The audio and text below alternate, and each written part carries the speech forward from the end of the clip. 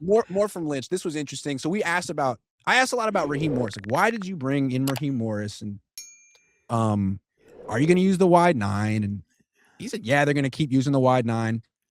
What I thought was interesting, I asked him, how much input do you give your defensive coordinators when you're picking defensive players? And he goes, oh, this is what I do. Like, I make sure the coach is bought in. I will not draft a player if the coach doesn't like him, because I remember when I was a player, I was a 3rd-round pick in 1993, and my coach didn't like me, and it took me 3 years to get on the field. And I just feel like if the coach doesn't want the player, that player has no chance, which is a great answer. I love that answer, but I think it also explains, I feel like last year, Robert Saleh was probably making those defensive picks, and the year before that, Nick Sorensen was probably heavily influenced, as Lynch indicated, and now it'll be Raheem Morris. And that's great, but it seems like it's hard to have like a cohesive vision for the future when you're asking a new coordinator every year, hey, what do you want?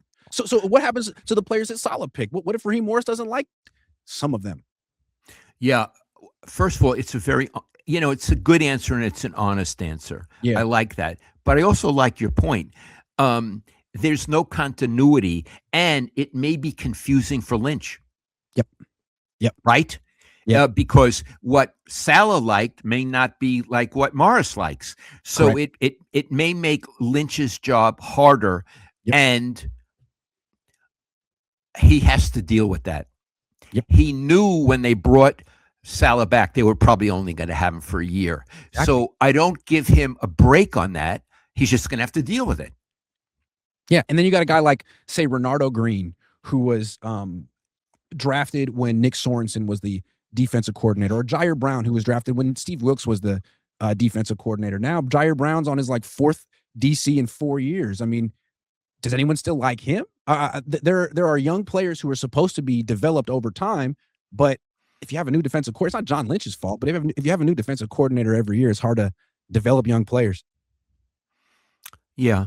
Iggy, the Niners, and it may be like this at other organizations, they have, I was going to say problems, but let's say challenges. Yeah. Organizational challenges probably exist on every team, and they don't go away. It's just some teams deal with them better. For example, Seattle is giving the impression that they deal with them very well at this time. They do. Mm-hmm. And it's hard to say this, but the Niners need to aspire to be as good an organization as Seattle. And I never thought I would say that. Seattle has won 2 championships since the Niners last won theirs. The Rams have won 2 championships since the Niners last won theirs. It was funny. Lynch was talking at the podium like, watch out for Arizona. They have a really good GM. I thought they improved last year. They're going to be pretty good in a couple of years. Like, uh-oh. So you guys could be the worst team in the division if you don't start drafting well. Like, this could get pretty bleak for the Niners. It isn't there yet, but they really got to nail this draft. Got to get younger. Well, yeah. I mean, duh. But they're the last team in the division to start the project of getting younger. And they're not doing it that well. But I love when he says you got to look out for Arizona. Like, what about the Rams and the Seahawks? You don't have to look out for them? Well, what's his point?